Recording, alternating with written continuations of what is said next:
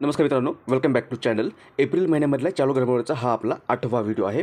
यापूर्वीच्या सगळ्या व्हिडिओच्या लिंक खाली डिस्क्रिप्शन बॉक्समध्ये दिलेला आहे. त्यावर क्लिक करून तुम्ही यापूर्वीचे सगळे व्हिडिओज पाहू शकता. व्हिडिओ आवडले तर व्हिडिओ लाईक करा. चॅनल आतापर्यंत सबस्क्राईब केलं नसेल तर चॅनल सबस्क्राईब करा. आता आपण आजचा व्हिडिओ सुरू करूयात. आजचा आपला पहिला प्रश्न आहे, भारतीय नौदलाचे पुढील प्रमुख म्हणून नुकतीच खालीलपैकी कोणाची नियुक्ती करण्यात आली आहे?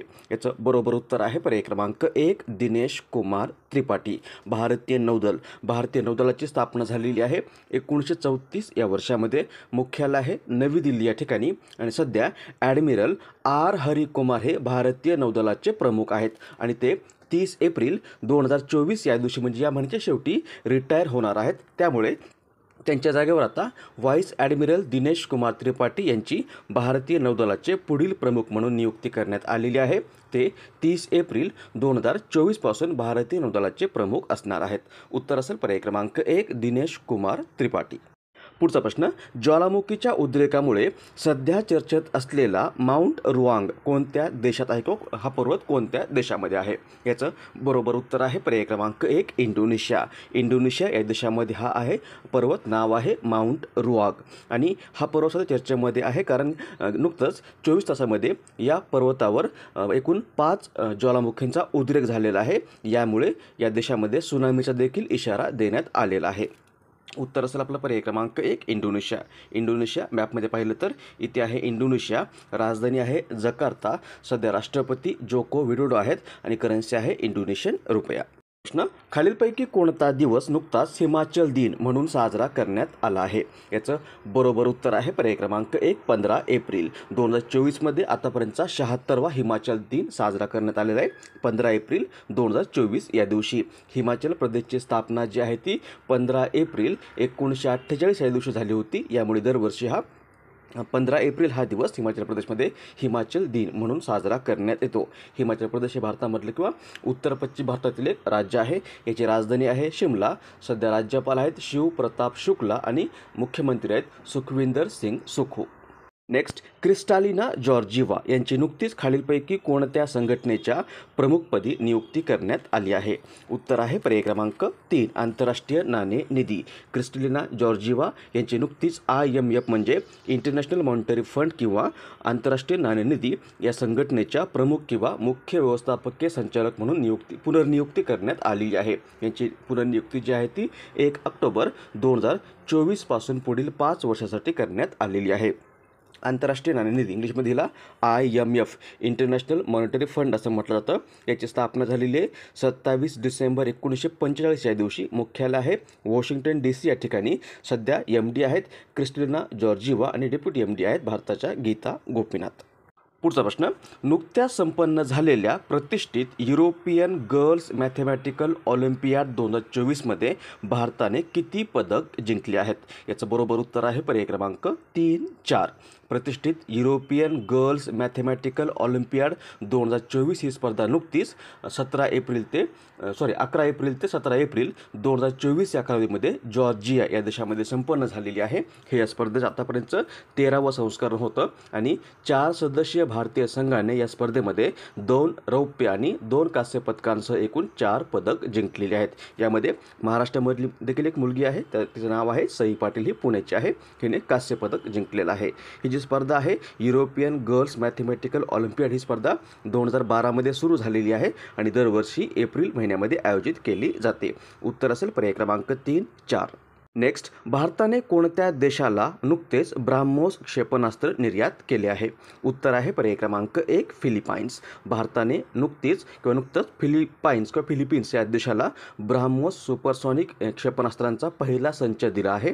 याबाबतचा जवळपास $375 मिलियन करार जो आहे तो भारत आणि फिलिपिन्समध्ये 2022मध्ये करण्यात आला होता. दक्षिण चीन समुद्रामध्ये सतत होणाऱ्या चकमकींमुळे चीनसोबतचा तणाव वाढत असताना ही क्षेपणास्त्र प्रणाली फिलिपिन्सला मिळत आहे. ब्राह्मोस हे DRDO आणि रशियाने संयुक्तपणे विकसित केलेलं क्षेपणास्त्र आहे आणि फिलिपिन्स मॅपमध्ये इथे आहे फिलिपिन्स. राजधानी आहे मनिला. सध्या राष्ट्रपती आहेत बॉंग मार्कोस आणि करन्सी आहे फिलिपिन्स पेसो. पुढचा प्रश्न, खालीलपैकी कोणाला नुकतेच Wisden leading cricketer of the world 2024 या पुरस्काराने सन्मानित करण्यात आले आहे? पॅट कॅमिन्स, नॅट सायवर ब्रँट, दोन्ही यापैकी नाही. याचं बरोबर उत्तर आहे पर्याय क्रमांक 3 दोन्ही. विस्डन काय तर विस्डन हे युनायटेड किंगडममधील एक दरवर्षी प्रकाशित होणारं क्रिकेट संदर्भ पुस्तक आहे. यालाच क्रिकेटचं बायबल म्हणून देखील ओळखलं जातं. आणि याच विस्डननं ऑस्ट्रेलियाचा पुरुष क्रिकेटपटू पॅट कॅमिन्स आणि ऑस्ट्रेलियाचीच महिला क्रिकेटपटू नॅट सायवर ब्रंट या दोघांना Wisden leading cricketer of the world 2024 या पुरस्काराने सन्मानित केलेलं आहे. पुढचा प्रश्न, खालीलपैकी कोणत्या देशाने नुकतीच 130 किलोमीटर मारक क्षमतेच्या अस्त्र मार्क II क्षेपणास्त्राचं परीक्षण करण्याची घोषणा केली आहे? उत्तर आहे पर्याय क्रमांक 3 भारत. भारताने हे 130 किलोमीटर स्ट्राईक रेंज असणारं अस्त्र मार्क II मिसाईल याचं परीक्षण करण्याची घोषणा केलेली आहे. हे क्षेपणास्त्र हवेतून हवेत मारा करणारं क्षेपणास्त्र असून याची मारक क्षमता आहे 130 किलोमीटर, वजन आहे 154 किलोमीटर आणि लांबी आहे 12.6 फूट. उत्तर असेल पर्याय क्रमांक 3 भारत. नेक्स्ट, खालीलपैकी कोणाची नुकतीच NSGच्या महासंचालकपदी नियुक्ती करण्यात आली आहे? बरोबर उत्तर आहे पर्याय क्रमांक 1 नलीन प्रभात. NSG म्हणजे नॅशनल सेक्युरिटी गार्ड, मराठीमध्ये राष्ट्रीय सुरक्षा रक्षक, हे एक सर्वश्रेष्ठ वर्गातील दहशतवादी विरोधी दल असून हे दल गृह मंत्रालय भारत सरकारच्या अंतर्गत काम करतं. याची स्थापना ऑपरेशन ब्लू स्टार, सुवर्ण मंदिर हल्ला आणि भारतीय पंतप्रधान इंदिरा गांधी यांच्या हत्येनंतर 16 ऑक्टोबर 1984 रोजी करण्यात आलेली आहे. या दलाच्या कर्मचाऱ्यांनाच ब्लॅक कॅट कमांडोज असं देखील म्हटलं जातं. याचं मुख्यालय आहे नवी दिल्ली या ठिकाणी. आणि नुकतीच नलीन प्रभात जे 1992 बॅचचे IPS अधिकारी आहेत यांची आता या NSGच्या महासंचालक पदावर नियुक्ती करण्यात आलेली आहे. पर्याय क्रमांक 1 नलीन प्रभात हे याचं बरोबर उत्तर आहे. पुढचा प्रश्न, खालीलपैकी कोणता दिवस राष्ट्रीय नागरी सेवा दिन म्हणून साजरा करण्यात येतो? उत्तर आहे पर्याय क्रमांक 4 21 एप्रिल. 1947 या वर्षामध्ये सरदार वल्लभभाई पटेल यांनी देशासाठी नागरी सेवकांच्या योगदानाचा सन्मान करण्याच्या उद्देशाने दरवर्षी राष्ट्रीय नागरी सेवा दिन साजरा करण्याची घोषणा केली होती. आणि त्यानंतर पहिल्यांदा हा दिवस 21 एप्रिल 2006 या दिवशी साजरा करण्यात आला होता. तेव्हापासून दरवर्षी 21 एप्रिल हा दिवस राष्ट्रीय नागरी सेवा दिन म्हणून आपल्या भारतामध्ये साजरा होत आहे. उत्तर असेल पर्याय क्रमांक 4. त्यानंतर लास्ट व्हिडिओमध्ये तुम्हाला विचारलेल्या प्रश्नाचं उत्तर पाहूयात. प्रश्न होता, समुद्र लक्ष्मण हा भारत व कोणत्या देशादरम्यान आयोजित करण्यात येणारा युद्ध सराव आहे?